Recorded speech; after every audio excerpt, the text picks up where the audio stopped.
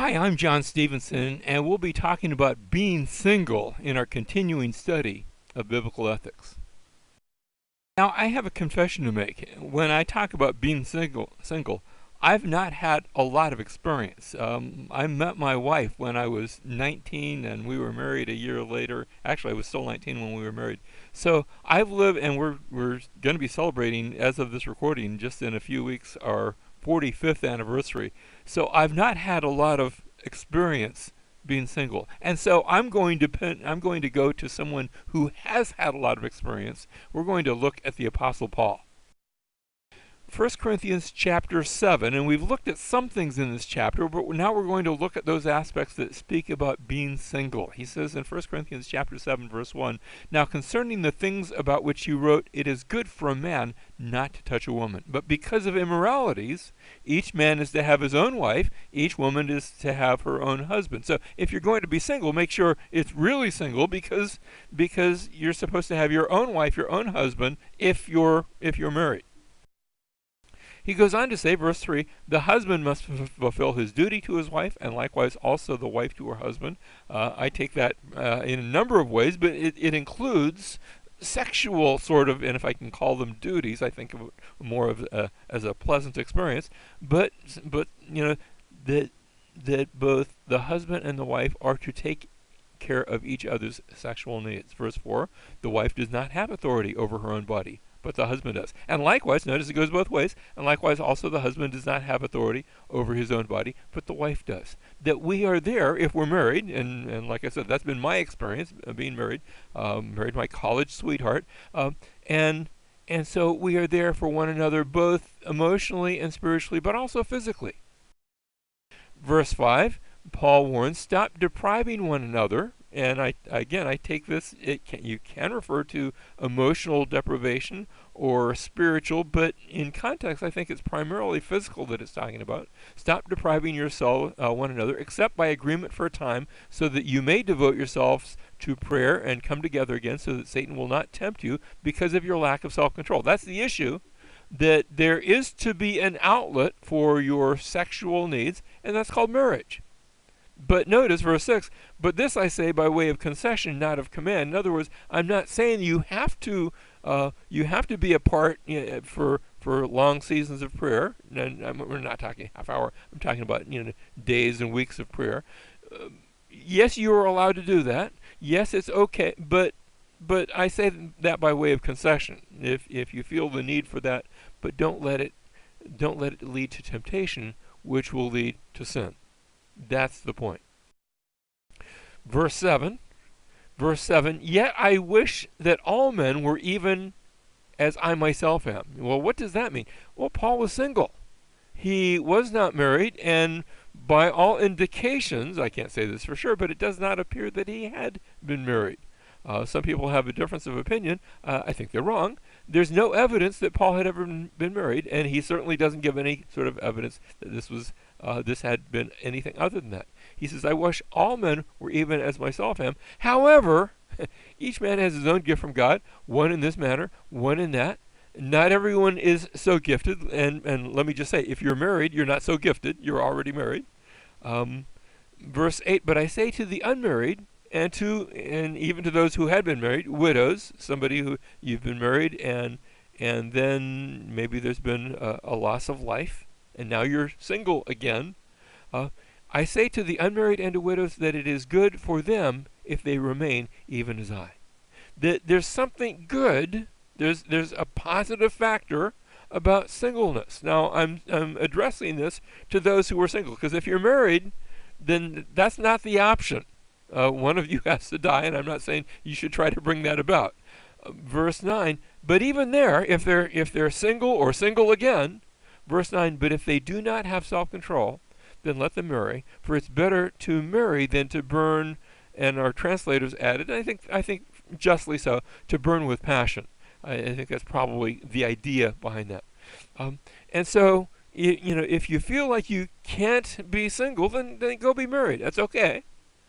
But we're going to look at some benefits of being single. I think there's benefits of being married too, but that's not what we're looking at right now.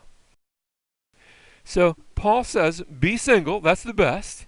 But if you be married, it's okay to be married, but it's better to be single. And don't be single but sexually burned. It's better there to be married. But if you can, the best, at least in this context, is to be single. Now, not everyone can do that, and that's all right. Why, though? Why is it better to be single? And Paul's going to give us several reasons. First of all, your options are open. You see, if you're single, you can always change your mind and go get married. That's okay. If you're married, you can't change your mind. You're told, if you're married, be married to that person with whom you are married. Till death do you part. One of you has to die, and we talked last time about divorce. And there are times when divorce isn't good, but it's still necessary. But that doesn't mean that remarriage is necessary. And when you're single, your options are open. And so if you're single, then be single, enjoy your singleness. But if you marry, that's okay.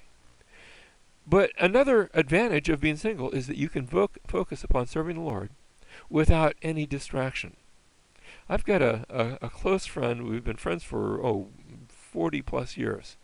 And when he first came to know the Lord, he was single, and he's been single all his life, and he's never married.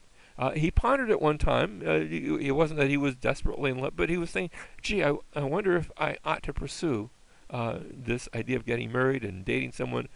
And that's not the way he wasn't really tempted toward that. And he found that he was able to be of much greater service to the Lord. Didn't have to, worry about, taking his spouse's feelings into account for something. He could drop and actually I watched him sort of drop everything one time and go for a year traveling with a very well-known missionary all around the world, and they did all sorts of work. And when you were married, you can't just drop your wife off and go do those sorts of things. And it has given him some wonderful ministry opportunities. Paul was like that. He just dropped at the drop of a hat. Suddenly he's going on missionary journeys. And that's not to say that you can't be a missionary and being married, but there's a greater liberty, a much less distraction when you are single. 1 Corinthians chapter 7, verse 25.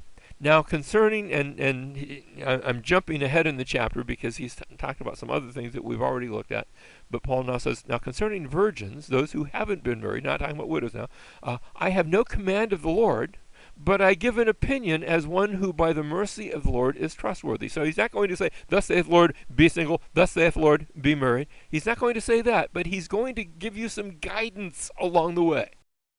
Verse 26, Paul says, I think then that this is good in view of the present distress. You see, there was persecution that was beginning to come about. And not only was it beginning to come about, it was going to get a lot worse. Right there in Corinth, there had been some arrests, and there had been people that were getting beaten in court.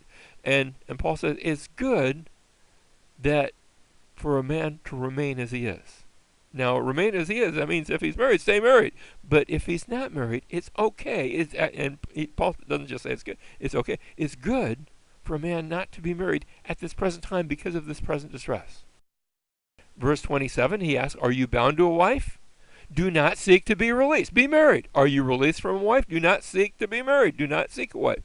In whatever state you are, be there. At least be slow to move out of that. Verse 28, but if you do marry, you've not sinned, that's okay. And if a virgin marries, she's not sinned, yet such will have trouble in this life, and I'm trying to spare you. Trouble in this life because of the persecution that was going on, trouble because of other distractions. And let me just say, those who have never gotten married have never had marital problems. and marital problems are a reality. People oftentimes get married, and then there are problems with that. Now, that's not saying it can be that it's necessarily insurmountable, but he's just letting you know there are problems in marriage.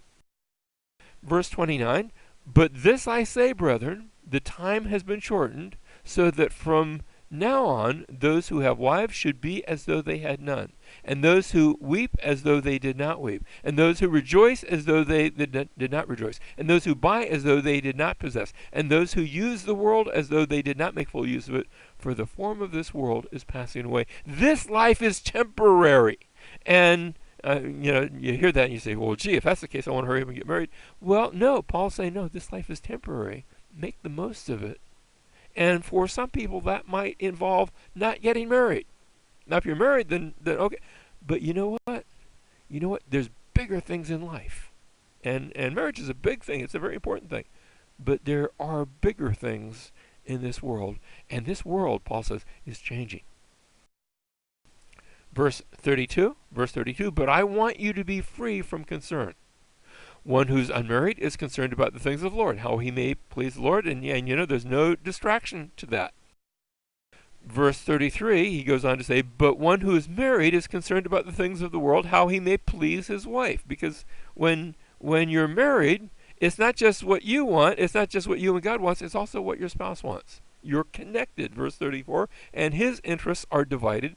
The woman who's unmarried, the virgin, is concerned about the things of the Lord. That's assuming she's a Christian, that she may be holy both in body and spirit. But one who's married is concerned about the things of the world and how she may please her husband. Rightfully so. And so there is a division of attention, and that takes place. It's a reality to those who are married. Verse 35, Paul says, this I say for your own benefit, not to put a restraint upon you. If you want to get married, I'm not saying this to not get married, but to promote what is appropriate and to secure undistracted devotion to the Lord. Oh, how we could be if we were undistracted in our devotion to the Lord. And we live in a day and an age where there's all sorts of distractions. But one of those distractions, I'm not saying it's a bad distraction, but it is a distraction, and that's being married. It is a distraction. Verse 36, but if any man thinks that he is acting unbecomingly toward his virgin daughter, if she's past her youth, and if it must be so, let him do what he wishes. He doesn't sin, let her marry. It's okay to do that. Now, this is speaking of fathers of girls. Verse 37, but he who stands firm in his heart, being under no constraint, but has authority over his own will, and has decided this in his own heart to keep his own virgin daughter, he will do well. Notice it was dads that had control. Now, you say, do we live in that kind of world today? Well, maybe not. But it was dads in that day that had control over whether their children were married or not married. Verse 38, so then both he who gives his own virgin daughter in marriage does well, and he who does not give her in marriage will do better. There's a good and there's a better, because again, if you don't get married, there's no marital problems, there's no distraction. You can serve the Lord with all your heart. Verse 39 then, verses 39 and 40 are summary statements. Verse 39, a wife is bound as long as her husband lives, but if her husband is dead, she's free to be married to whom she wishes. Now remember, only in the Lord. So that death breaks the bond of marriage, and it's okay to get remarried. Verse 40, but even here, there's a note, but in my opinion, she's happier if she remains as she is. And I think that I also have the Spirit of God. That remarriage, when there's been a death, and now you're free, but remarriage can have its own problems. After all, you're used to that one person that died, and that other person isn't going to be the same person that died. And it's all those same problems over again, except that now you're used to something, and what you enter into now can be hazardous. There have been situations, I know of situations where someone was married, happily married, and then a spouse died, and they went out and got remarried, and it was a train wreck. Because you can't repeat that. You have two different individuals, and you can't repeat, and you can't go into that expecting it was going to be like it was formerly.